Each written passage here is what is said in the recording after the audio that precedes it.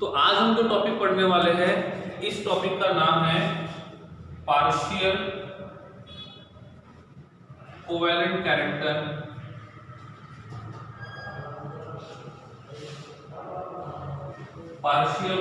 Character of ionic bond. ठीक है, इसके पहले जो हमने देखा था वो देखा था partial covalent character in covalent bond. मतलब कोवैलेंट बॉन्ड जो होता है वो 100% आयोनिक नहीं होता है, तो 100% कोवैलेंट नहीं होता है, उसमें थोड़ा सा आयोनिक कैरेक्टर होता है, ये हमने देखा था। आज हम देखेंगे कि जो कोवैलेंट बॉन्ड होता है, ये सॉरी आयोनिक बॉन्ड जो होता है वो भी 100% आयोनिक नहीं होता है, तो उसके अंदर थोड़ा सा कोवैलेंट कैरेक्टर होता है, तो वो कैसे फाइंड करेंगे। ठीक है, तो यहाँ पे एक रूल आता है, उसको बोलते हैं फजान रूल। तो इनडायरेक्टली हमको उसी के बारे में पढ़ना है, दैट इज फजान रूल। ठीक है, इसके बारे में फजान रूल में एक वर्ड यूज करते हैं, दैट इज कॉल्ड एज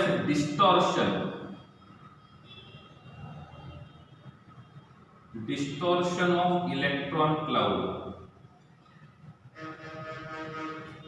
नाम सुना है, distortion of electron cloud. Distortion का मतलब पता है? Distortion anyone? Distortion no? Okay, बताता हूँ। ठीक है, अब मैंने बोला मेरे पास एक कटायन है, सपोज हमने बोला यहाँ पे Na in the form of cation and Na in the form of अनायन, suppose. तो इन दोनों में से किसका साइज छोटा रहेगा? इन दोनों में से किसका साइज छोटा रहेगा? Na प्लस और Na माइनस, किसका साइज छोटा होगा?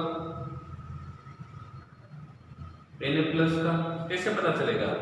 नॉर्मल जो Na होता है इसके पास होते हैं 2, 8 और 1। Na प्लस के पास रहेगा 2, 8 और Na माइनस 1 के पास रहेगा 2, 8, 2।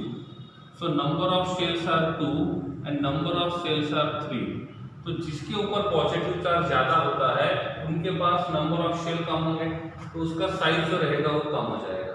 ठीक है, दूसरी बात, मैं यहाँ पे कंपेयर करता हूँ Mg, फिर कंपेयर करता हूँ Mg+1 और फिर कंपेयर करता हूँ Mg+2। तो इन दोनों में से किसका साइज छोटा रहेगा? Mg+1 और +2 में से किसका साइज छोटा रहेगा? +2 का साइज छोटा रहेगा। मतलब सिंपल सी बात है, इलेक्ट्रॉन को लूज करेंगे तो साइज छोटा रहेगा और इलेक्ट्रॉन को गेन करेंगे तो साइज बढ़ जाएगा। सिंपल सी बात है। ठीक है, जब हमने साइज के बारे में पढ़ा था तब रूल नंबर 3 पढ़ा था ये वाला। ठीक है, अब देखो, अब मेरे पास यहाँ पे एक कटायन है, ये कटायन है। ठीक है, आपको इलेक्ट्रॉन क्लाउड पता है? Do you know electron cloud? ये वाला, या तो इलेक्ट्रॉन डेंसिटी, नाम सुना है? इलेक्ट्रॉन क्लाउड या तो इलेक्ट्रॉन डेंसिटी। ऐसा हो, इलेक्ट्रॉन क्लाउड और इलेक्ट्रॉन डेंसिटी कहाँ पे पढ़ा था? आई थिंक हमने वंडरवॉल बॉन्ड में पढ़ा था। वंडरवॉल बॉन्ड में देखा था कि वंडरवॉल बॉन्ड में इलेक्ट्रॉन डेंसिटी क्या होता है, इलेक्ट्रॉन क्लाउड क्या होता है। ठीक है, तो यहाँ पे ये हमारा कटायन है और ये इसका इलेक्ट्रॉन डेंसिटी है, ये इसका इलेक्ट्रॉन डेंसिटी है। यहाँ पे हमारे पास अनायन है और ये अनायन का इलेक्ट्रॉन डेंसिटी है। ठीक है, इलेक्ट्रॉन क्लाउड बोलेंगे। ठीक है, तो इसको मैं बोलूंगा इलेक्ट्रॉन क्लाउड या तो electron density, both are same, electron density and electron cloud. ठीक है, अब मैंने आपको पूछा ये हमारा कटायन है और ये हमारा अनायन है, which is electron rich? Which is electron reach out of cation and अनायन? Who is electron rich? कौन होना चाहिए इलेक्ट्रॉन रिच? जिसके ऊपर नेगेटिव चार्ज है वो इलेक्ट्रॉन रिच रहेगा और जिसके ऊपर पॉजिटिव चार्ज है वो इलेक्ट्रॉन डिफिशिएंट रहेगा। सो ये जो रहेगा ये रहेगा electron rich one and this should be electron deficient. ठीक है, या फिर इसको हम लोग इलेक्ट्रॉन एफिशिएंट भी बोल सकते हैं। ठीक है, तो एक इलेक्ट्रॉन डेफिशिएंट है और दूसरा इलेक्ट्रॉन रिच है। Electron deficient, electron rich. अब ये जो कटायन है ये इलेक्ट्रॉन डेफिशिएंट है, तो ये इलेक्ट्रॉन डेफिशिएंट क्या करेगा, इलेक्ट्रॉन रिच के पास में से इलेक्ट्रॉन लेगा। बट ये नॉन मेटल है और ये मेटल है, तो मेटल कभी भी इलेक्ट्रॉन ले नहीं सकता, वो इलेक्ट्रॉन डेंसिटी को पुल कर सकता है। ठीक है, तो ये हमारा फिगर 1 है। अब क्या होगा, ये कटायन जो इलेक्ट्रॉन डेफिशिएंट है, तो ये इलेक्ट्रॉन डेफिशिएंट क्या करेगा, इस इलेक्ट्रॉन रिच को पुल करेगा। वो क्या करेगा, इलेक्ट्रॉन रिच को पुल करेगा। सही है, जब ये इलेक्ट्रॉन रिच को पुल करेगा तो इस इलेक्ट्रॉन रिच में से ये इलेक्ट्रॉन डेंसिटी को पुल करेगा या न्यूक्लियस को पुल करेगा। ये इलेक्ट्रॉन डेफिशिएंट ये जब इलेक्ट्रॉन रिच को पुल करेगा तो ये इस इलेक्ट्रॉन रिच का इलेक्ट्रॉन डेंसिटी पुल करेगा या न्यूक्लियस पुल करेगा। सही है ना, ये इलेक्ट्रॉन डेफिशिएंट है ना, नहीं समझ रहा है। This is electron deficient and this is electron rich. तो इलेक्ट्रॉन डेफिशिएंट के पास इलेक्ट्रॉन डेंसिटी कम है। अब इलेक्ट्रॉन डेंसिटी कम रहेगा तो वो क्या करेगा, इलेक्ट्रॉन डेंसिटी पुल करेगा। तो ये वाला जो कटायन रहेगा वो इस अनायन में से इलेक्ट्रॉन डेंसिटी और न्यूक्लियस में से किसको पुल करेगा, किसको पुल करना चाहिए, वो इलेक्ट्रॉन डेंसिटी को पुल करेगा। और जब वो इलेक्ट्रॉन डेंसिटी को पुल करेगा तो ये वाला जो अनायन है इसका इलेक्ट्रॉन डेंसिटी का क्लाउड किस साइड में जाएगा, कटायन के साइड में जाएगा या अपोजिट साइड में जाएगा।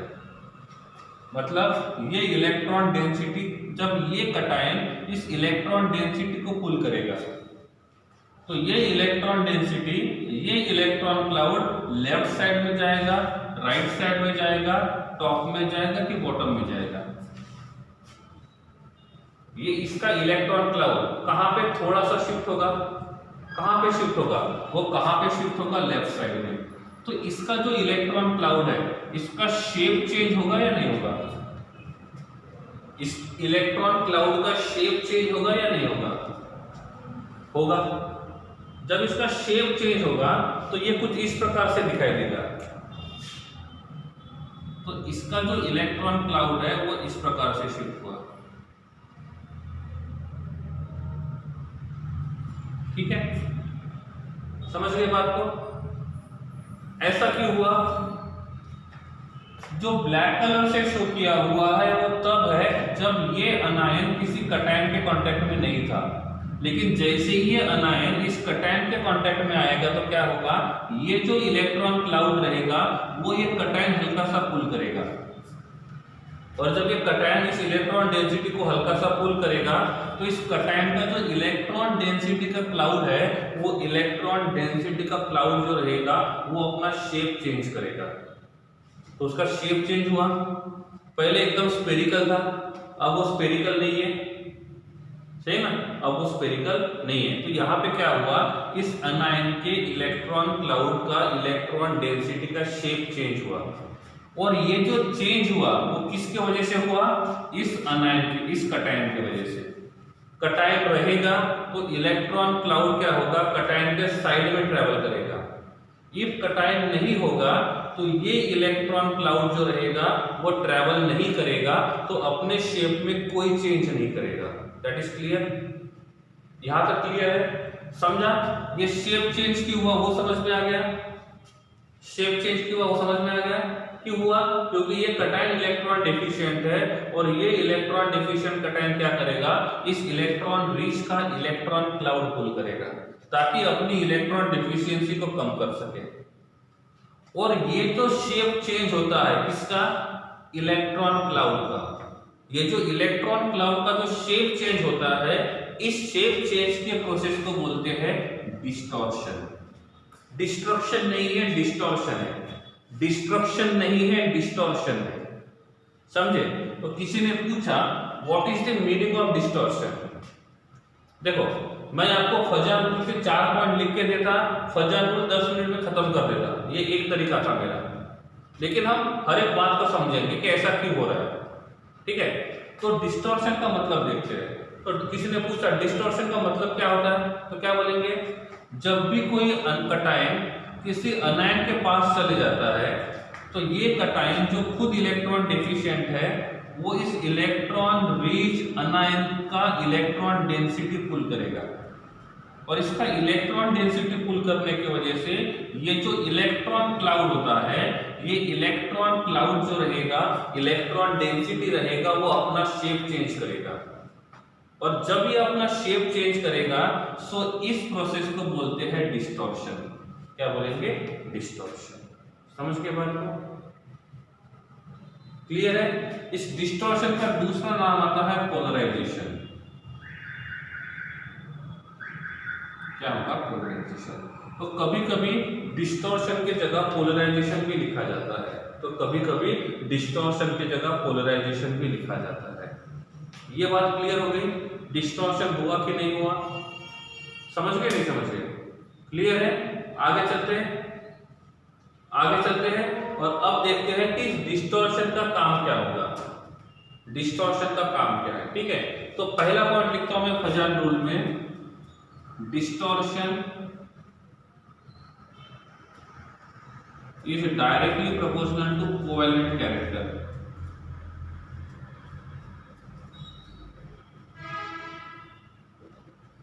सबसे मेन लाइन, मतलब जितना डिस्टॉर्शन ज्यादा रहेगा उतना कोवेलेंट कैरेक्टर ज्यादा रहेगा। सिंपल सी बात है। So distortion is directly proportional to electron cloud. Clear, okay. अब देखो, इस साइड में एक कटायन है और इस साइड में दूसरा कटायन है। इसको मैंने बोला C पॉजिटिव और इसको मैंने बोला D पॉजिटिव। क्या लगता है, ये इलेक्ट्रॉन क्लाउड लेफ्ट साइड में जाएगा कि राइट साइड में जाएगा, क्या लगता है? लेफ्ट साइड में एक कटायन है, राइट साइड में एक कटायन है, तो इस अनायन का इलेक्ट्रॉन क्लाउड इन दोनों में से किसके पास जाएगा? Not move. ओके, अब देखो, अब मैंने बोला साइज के हिसाब से जाते हैं, साइज के हिसाब से मैंने बोला C+1 का साइज बड़ा है और D+1 का साइज छोटा है। अब क्या होगा, मैंने बोला D+1 का साइज छोटा है और C+1 का साइज बड़ा है। कटायन कॉमन, कटायन चेंज हुआ, अनायन कॉमन है, सही है। ओके, C+1 या D+1, दो ऑप्शन ये ना आपके पास, हम साइज के हिसाब से जा रहे हैं, तो C का साइज बड़ा है और D का साइज छोटा है। साइज और फोर्स ऑफ अट्रैक्शन दोनों का रिलेशन क्या है, देखो, अब इस अनायन का इलेक्ट्रॉन क्लाउड C इस साइड से पुल कर रहा है और इस अनायन का इलेक्ट्रॉन क्लाउड D इस साइड से पुल कर रहा है।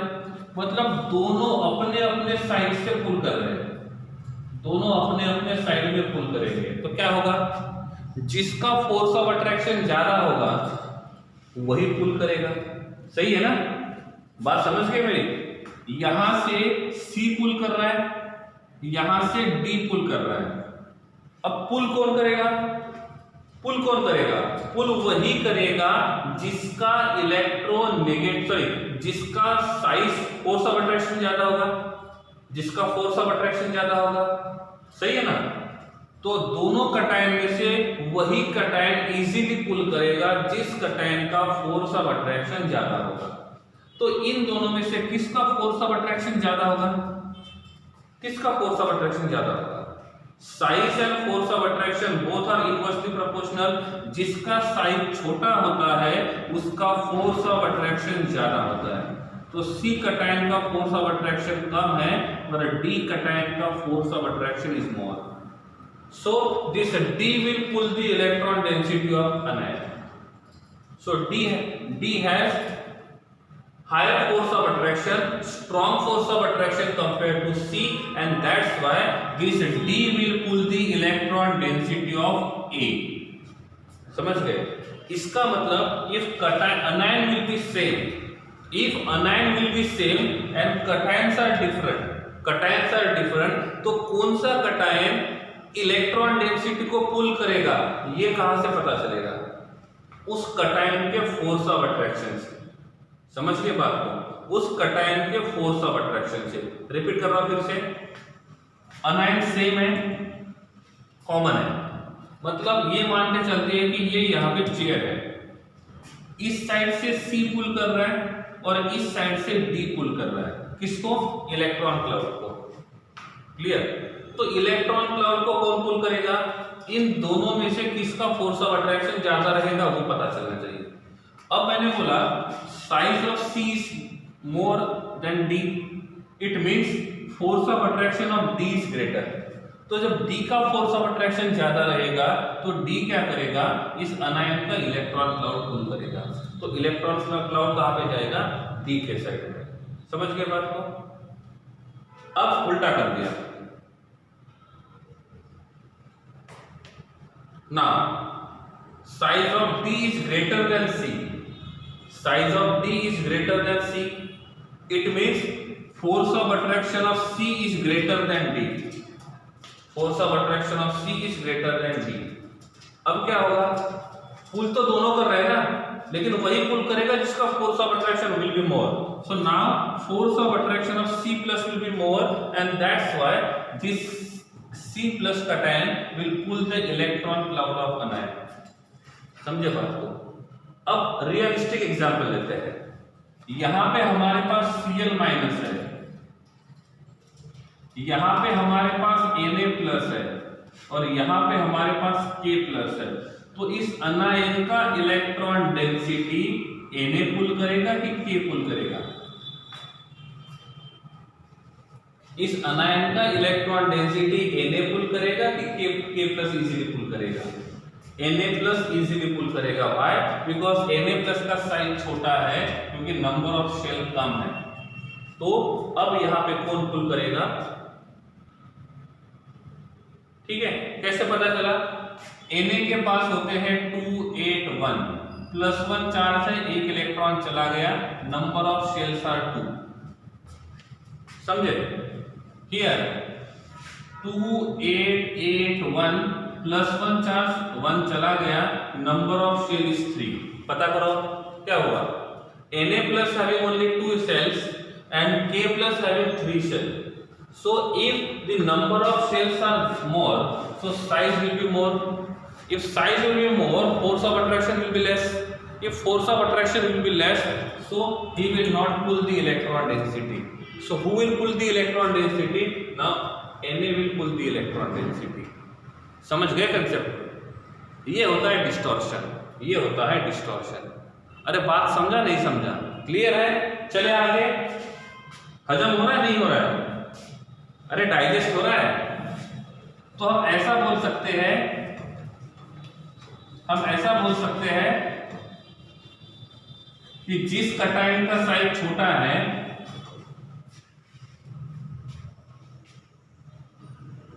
इलेक्ट्रोनेगेटिविटी के हिसाब से जाएंगे तो भी सेम ही होगा, इलेक्ट्रोनेगेटिविटी के हिसाब से जाएंगे तो भी सेम होगा। जैसे ये Cl है माइनस, ये Na प्लस है और ये K प्लस है। Na प्लस का इलेक्ट्रॉन नेगेटिविटी 2.1 ये है और ये इसका इतना है। किसका इलेक्ट्रोनेगेटिविटी ज्यादा है? किसका इलेक्ट्रोनेगेटिविटी के हिसाब से जा सकते हो, साइज के हिसाब से क्लियर है, साइज के हिसाब से जाओगे तो भी कोई प्रॉब्लम नहीं है। तो Na का इलेक्ट्रोनेगेटिविटी ज्यादा है, मींस Na का फोर्स ऑफ अट्रैक्शन ज्यादा है, सही है ना? और Na का फोर्स ऑफ अट्रैक्शन ज्यादा है मतलब वही पुल करेगा। पहले भी आंसर वही था, अभी भी आंसर वही है। पहले हम साइज के बारे में पढ़े, फिर हम लोग इलेक्ट्रोनेगेटिविटी के बारे में पढ़े, सही है ना? तो साइज के हिसाब से जाओ कोई प्रॉब्लम, इलेक्ट्रोनेगेटिविटी के हिसाब से भी कोई प्रॉब्लम नहीं है, लेकिन हमारा मेन बेस साइज है तो साइज और फोर्स ऑफ अट्रैक्शन के हिसाब से जाते हैं। So for cation, for cation, if हम cation के लिए जाते हैं तो साइज ऑफ कटायन बढ़ता है, साइज ऑफ कटायन बढ़ेगा तो क्या होगा, फोर्स ऑफ अट्रैक्शन कम होगा, और फोर्स ऑफ अट्रैक्शन कम होगा तो डिस्टॉर्शन भी कम होगा। सही है, समझे बात को, नहीं समझे? ठीक है, ये डिस्टॉर्शन गलत हो जाएगा। ठीक है, डी है यहाँ डिस्टॉर्शन, तो डिस्टॉर्शन जो रहेगा वो कम हो जाएगा। ठीक है, और डिस्टॉर्शन कम होगा तो कोवेलेंट कैरेक्टर बढ़ेगा या कम होगा? अरे डिस्टॉर्शन कम होगा तो कोवेलेंट कैरेक्टर कम होगा, और कोवेलेंट कैरेक्टर कम होगा तो आयोनिक कैरेक्टर बढ़ेगा। Ionic character and covalent character both are inversely proportional. Ionic character बढ़ेगा तो कोवेलेंट कैरेक्टर कम होगा, या कोवेलेंट कैरेक्टर बढ़ेगा तो आयोनिक कैरेक्टर कम होगा, उल्टा होता है।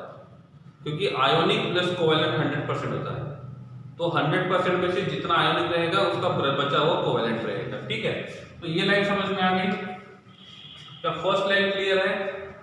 For cation size of cation बढ़ता है तो फोर्स ऑफ अट्रैक्शन कम होगा, डिस्टॉर्शन कम होगा, कोवेलेंट कैरेक्टर कम होगा, आयोनिक कैरेक्टर ज्यादा रहेगा। सिंपल सी बात है। ठीक है, ये साइज बढ़ने के लिए है, तो इसका उल्टा क्या होगा? साइज कम होने के लिए, तो वो क्या रहेगा? साइज कम होता है, फोर्स ऑफ अट्रैक्शन बढ़ेगा, डिस्टॉर्शन बढ़ेगा, कोवेलेंट कैरेक्टर बढ़ेगा, आयोनिक कैरेक्टर कम होगा। तो क्या मैं दो बार लिखूं? क्या मैं दो बार लिखूं या एक ही सही है?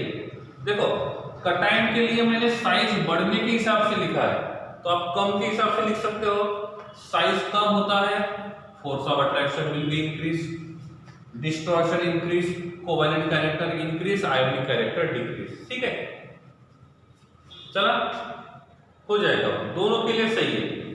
ठीक है, अब लिखेंगे अनायन के लिए, फॉर अनायन, फॉर अनायन। ठीक है, अब देखो यहां पे इस साइड में है Cl माइनस, और ये Cl माइनस का इलेक्ट्रॉन डेंसिटी, यहां पे है Na प्लस, और यहां पे है Br माइनस का इलेक्ट्रॉन डेंसिटी। ठीक है, समझ गया?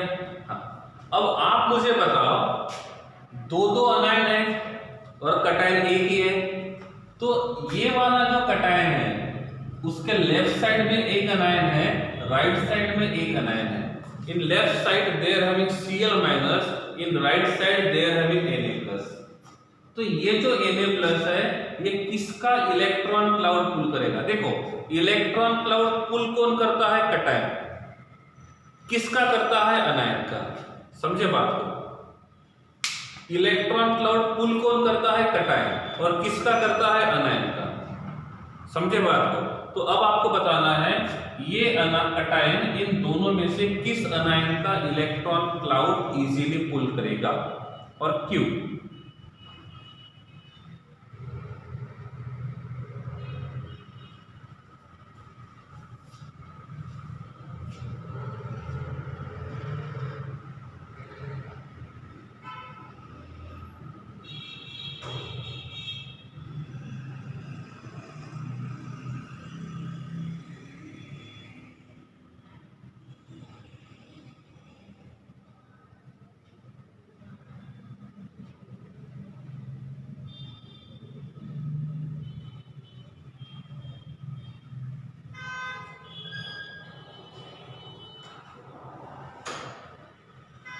समझ गए बात को? क्वेश्चन क्या है मेरा, ये कटायन किसका इलेक्ट्रॉन डेंसिटी इजीली पुल करेगा? क्योंकि कटायन अनायन का इलेक्ट्रॉन डेंसिटी पुल करता है, क्योंकि कटायन अनायन का इलेक्ट्रॉन डेंसिटी पुल करता है।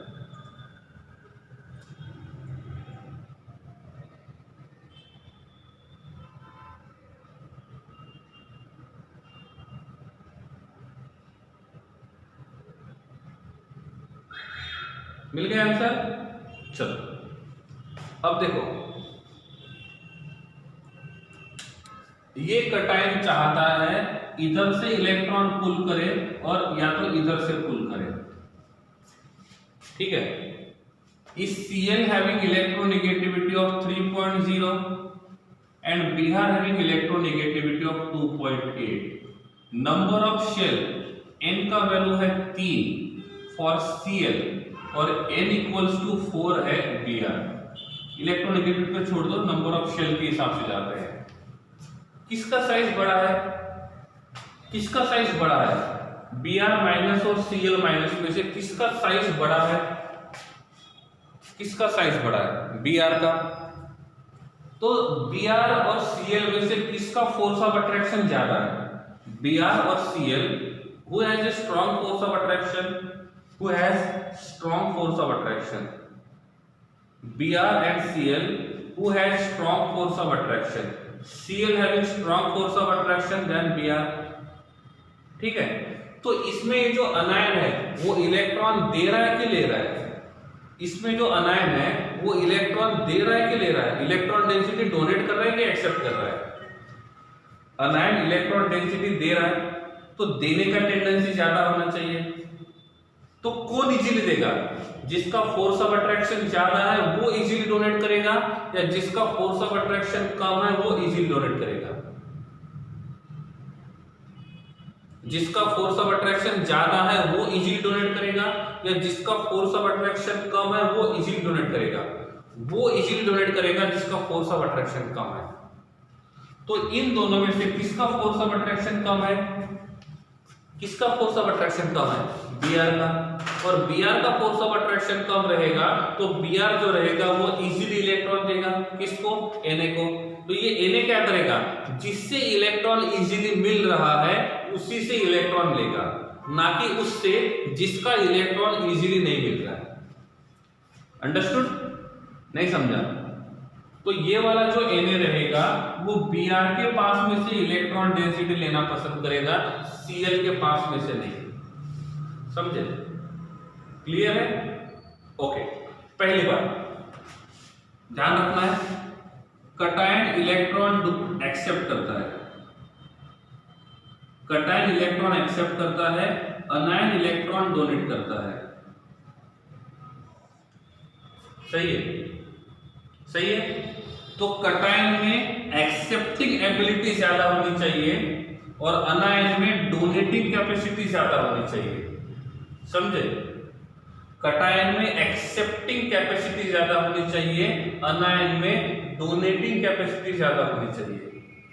एक्सेप्टिंग कैपेसिटी ज्यादा जो होती है तो वो फोर्स ऑफ अट्रैक्शन ज्यादा होना चाहिए, लेकिन डोनेट होने के लिए, डोनेट करने के लिए फोर्स ऑफ अट्रैक्शन कम होना चाहिए। मतलब इसमें Cl का साइज छोटा है, Br का साइज बड़ा है, तो Cl इजीली इलेक्ट्रॉन डेंसिटी नहीं देगा। कौन इजीली देगा? Br इजीली देगा, और इसीलिए यहाँ पे Br जो रहेगा वो इजीली इलेक्ट्रॉन डेंसिटी देगा। समझ के बात को। दूसरा एग्जांपल लेके देखता हूं मैं। ठीक है, मेरे पास यहाँ पे है लिथियम +1, ये हमारा कटायन है। ठीक है, इसके इस साइड में है ऑक्सीजन -2 और यहाँ पे है नाइट्रोजन -3। दोनों के दोनों अनायन है, दोनों के दोनों अनायन है। ठीक है, तो ये हमारा कटायन है। कटायन तो कॉमन है। कटायन किसका काम करता है? एक्सेप्ट करने का, और गुड एक्सेप्टर होने के लिए फोर्स ऑफ अट्रैक्शन ज्यादा होना चाहिए। गुड एक्सेप्टर होने के लिए फोर्स ऑफ अट्रैक्शन ज्यादा होना चाहिए। समझे? बट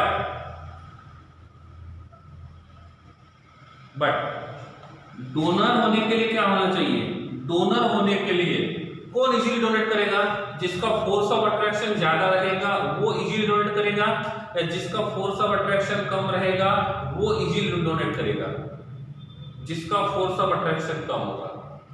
अब ऑक्सीजन 2 नाइट्रोजन 2 दोनों के पास नंबर ऑफ शेल सेम है, तो रूल नंबर 1 काम नहीं आएगा। रूल नंबर 2 देखते हैं। Nuclear charge, oxygen having nuclear charge of +8, oxygen having nuclear charge of +8 and nitrogen having nuclear charge of +7। तो किसका फोर्स ऑफ अट्रैक्शन ज्यादा है, ऑक्सीजन का या नाइट्रोजन का? इन दोनों में से किसका फोर्स ऑफ अट्रैक्शन ज्यादा है, ऑक्सीजन या नाइट्रोजन? ऑक्सीजन। तो इन दोनों में से कौन अपने इलेक्ट्रॉन को टाइटली पकड़ेगा? इन दोनों में से कौन अपने इलेक्ट्रॉन डेंसिटी को टाइटली पकड़ेगा? कौन पकड़ेगा? ऑक्सीजन। इसका मतलब ये ऑक्सीजन अपनी इलेक्ट्रॉन डेंसिटी इस लिथियम को इजीली नहीं देगा, तो कौन इजीली देगा? नाइट्रोजन। कंपैरेटिवली तो इस लिथियम को ऑक्सीजन और नाइट्रोजन में से कौन अपना इलेक्ट्रॉन डेंसिटी इजीली देगा? मतलब इस नाइट्रोजन का डिस्टॉर्शन ज्यादा रहेगा और ऑक्सीजन का डिस्टॉर्शन कम रहेगा। मतलब ये लिथियम नाइट्रोजन का इलेक्ट्रॉन क्लाउड ज्यादा पुल कर सकता है, लेकिन ऑक्सीजन का इलेक्ट्रॉन क्लाउड वो ज्यादा पुल नहीं करेगा, क्योंकि ऑक्सीजन का फोर्स ऑफ अट्रैक्शन ज्यादा है। अभी भी नहीं समझा? क्लियर है? ओके है अभी? इसका मतलब फॉर अनायन जितना साइज बड़ा रहेगा उतना फोर्स ऑफ अट्रैक्शन कम रहेगा, और जितना फोर्स ऑफ अट्रैक्शन कम रहेगा उतना डिस्टॉर्शन ज्यादा रहेगा या कम रहेगा? फोर्स ऑफ अट्रैक्शन जितना कम रहेगा उतना डिस्टॉर्शन ज्यादा रहेगा, और जितना डिस्टॉर्शन ज्यादा रहेगा, मैं अनायन की बात कर रहा हूं, उतना कोवैलेंट कैरेक्टर ज्यादा रहेगा और आयोनिक कैरेक्टर कम रहेगा। सिंपल समझा? अब ये प्लस 8 कैसे आया? क्योंकि ऑक्सीडेटिव एटॉमिक नंबर कितना है ऑक्सीजन का? 8, तो न्यूक्लियर चार्ज कितना रहेगा? +8। नाइट्रोजन का एटॉमिक नंबर कितना है? 7, सो न्यूक्लियर चार्ज विल बी +7। समझ गए बात को? तो इस प्रकार से हम किसके बारे में देखेंगे? अनायन के बारे में। ठीक है, ठीक है, ओके। तो हमारे पास यहाँ पे लिथियम है, लिथियम ऐसा कटायन है, और इसके पास 3 अनायन है। कौन से? यहाँ पे Cl-, यहाँ पे सल्फर -2 और यहाँ पे फॉस्फोरस -3। तो ये लिथियम इन तीनों में से किसका डिस्टॉर्शन ज्यादा करेगा? क्वेश्चन समझ में आया? क्वेश्चन क्या है? लिथियम जो है वो कॉमन है तीनों में, तो लिथियम क्लोरीन, सल्फर और फास्फोरस में से किसमें ज्यादा पोलराइजेशन करेगा, किसमें ज्यादा डिस्टॉर्शन करेगा? ठीक है, तो लिथियम तो कॉमन है, तो दूसरे के हिसाब से जाएंगे। Cl हैविंग 288, सल्फर रहेगा 288, फॉस्फोरस -2 288, तीनों के पास नंबर ऑफ शेल सेम है। सही है ना? देखो कटायन कॉमन है तो अनायन के हिसाब से जाएंगे। अनायन जो रहेगा वो किसका काम करेगा? डोनेट करने का काम करेगा। तो डोनेट करने में क्या होगा? जिसका फोर्स ऑफ अट्रैक्शन ज्यादा होगा, जिसका फोर्स ऑफ अट्रैक्शन ज्यादा होगा वो कम डोनेट करेगा, जिसका फोर्स ऑफ अट्रैक्शन कम होगा वो ज्यादा पोलराइजेशन करेगा, और जो ज्यादा पोलराइजेशन करेगा उसमें कोवैलेंट कैरेक्टर ज्यादा होगा। रूल नंबर 1 के हिसाब से तीनों को कंपेयर नहीं कर सकते हैं, रूल नंबर 2 के हिसाब से जाएंगे। Nuclear charge is +17, nuclear charge is +16 and nuclear charge is +15। अब आप मुझे बताइए इन तीनों में से किसका न्यूक्लियर चार्ज ज्यादा है? क्लोरीन का। और सबसे कम किसका है? फॉस्फोरस का। तो जिसका न्यूक्लियर चार्ज ज्यादा रहेगा उसका फोर्स ऑफ अट्रैक्शन भी ज्यादा रहेगा। तो इन तीनों में से किसका पोलराइजेशन सबसे ज्यादा होगा? इन तीनों में से किसका पोलराइजेशन सबसे ज्यादा होना चाहिए? किसका पोलराइजेशन सबसे ज्यादा होगा? किसका होगा? P-3 का। सबसे कम किसका होगा? सबसे कम किसका होगा? Cl-1 का। और बीच में किसका रहेगा? S-2 का। समझ गए बात को? अरे बात समझे नहीं समझे? सही है, क्लियर है? इससे एक बात प्रूव हो गई। देखो कैसे किया हमने, तीनों का पोलराइजेशन देखना है, किसका किसका, Cl-1 सल्फर -2 एंड P-3। तो मैं यहाँ पे पोलराइजेशन का सीक्वेंस लिखूंगा, किसका ज्यादा रहेगा और किसका कम रहेगा। रूल नंबर 1 एप्लीकेबल नहीं होगा, क्यों? वो 3 रूल तो काम के है ही, आपके 3 रूल काम के है, मतलब है पक्का। पहला रूल क्या बोलता है, नंबर ऑफ शेल बढ़ेंगे तो साइज बढ़ेगा। Unfortunately all 3 having same number of shell, तो शेल वाला रूल नहीं आएगा। रूल नंबर 2 कहता है nuclear charge. So here nuclear charge is +17 because atomic number of Cl is 17। Here nuclear charge is +16 because atomic number of sulfur is 16. Here nuclear charge is +15 because atomic number is 15 of phosphorus. Second rule क्या कहता है, those which having the more nuclear charge which have the strong force of attraction. इसका मतलब Cl का nuclear charge सबसे ज्यादा है तो Cl में फोर्स ऑफ अट्रैक्शन भी सबसे ज्यादा होगा। फास्फोरस का न्यूक्लियर चार्ज सबसे कम है तो फास्फोरस का फोर्स ऑफ अट्रैक्शन सबसे कम रहेगा। तो इनमें से कौन इजीली इलेक्ट्रॉन डेंसिटी देगा, कौन इलेक्ट्रॉन इजीली देगा, कौन देगा? वही जिसका फोर्स ऑफ अट्रैक्शन कम रहेगा। तो डिस्टॉर्शन सबसे ज्यादा रहेगा P-3 का, सबसे कम रहेगा Cl-1 का और मिडल में रहेगा सल्फर -2 का। समझे बात को? नहीं समझे? अरे बात को समझे नहीं समझे? ठीक है, इससे एक बात यहां पे लिख सकते हैं, एक पॉइंट बढ़ा सकता हूं मैं, कौन सा? Charge is directly proportional to polarization, लिख सकता हूं ना, यहां पे लिख सकता हूं charge is directly proportional to polarization, charge is directly proportional to polarization, ये भी लिख सकते हैं। लेकिन यहां जाने के पहले मुझे लगता है कि आप ये 2 रूल प्रॉपरली यूज करो, ये 2 रूल प्रॉपरली यूज करो। क्यों? चार्ज वाला क्यों बोला मैंने, रीजन बताता हूं। चार्ज वाला क्यों बोला उसका रीजन बताता हूं, ठीक है? अब देखो मैंने यहां पे कर दिया F-, मैंने यहां पे कर दिया F-। अब चार्ज के हिसाब से क्या तो गलत हो गए, क्यों? चार्ज है -1, -2 और -3, तो रूल के हिसाब से फास्फोरस में चार्ज सबसे ज्यादा है, सही है? तो फास्फोरस का पोलराइजेशन ज्यादा होना चाहिए, सही है ना? इस रूल के हिसाब से फास्फोरस का चार्ज ज्यादा है तो फास्फोरस का पोलराइजेशन ज्यादा होना चाहिए या कम होना चाहिए?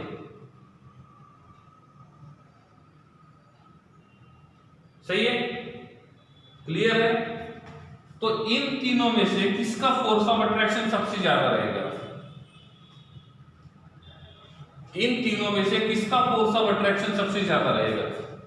फ्लोरीन का। क्यों? क्योंकि फ्लोरीन के पास नंबर ऑफ शेल सबसे कम है। क्लियर है? मतलब यहां पे भी चार्ज वाले ने बाजी मारी कि जिसका चार्ज ज्यादा है उसका पोलराइजेशन ज्यादा है। अब इसको चेंज कर दिया और यहां पे लिखा मैंने C-4। अब आप मुझे बताओ किसका पोलराइजेशन सबसे ज्यादा रहेगा? इन तीनों में से किसका पोलराइजेशन सबसे ज्यादा रहेगा?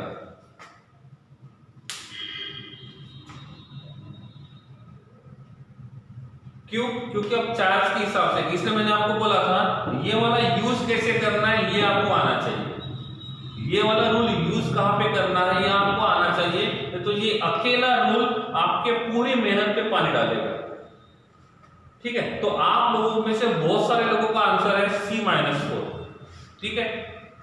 अब 2 मिनट के लिए आप इसको भूल जाओ, 2 मिनट के लिए इसको भूल जाओ, नॉर्मली चलते हैं। अनायन का साइज बढ़ा तो डिस्टॉर्शन ज्यादा, ठीक है? अनायन का साइज बढ़ा तो डिस्टॉर्शन ज्यादा। इसमें क्या होगा? इसमें होगा 2-8,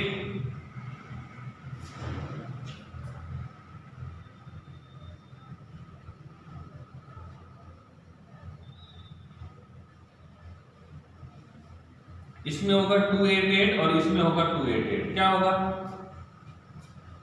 किसका फोर्स ऑफ अट्रैक्शन ज्यादा है?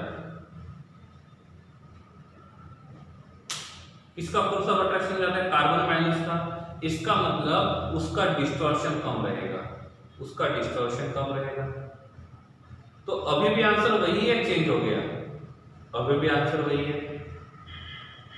समझ गए बात को? बात समझ गए?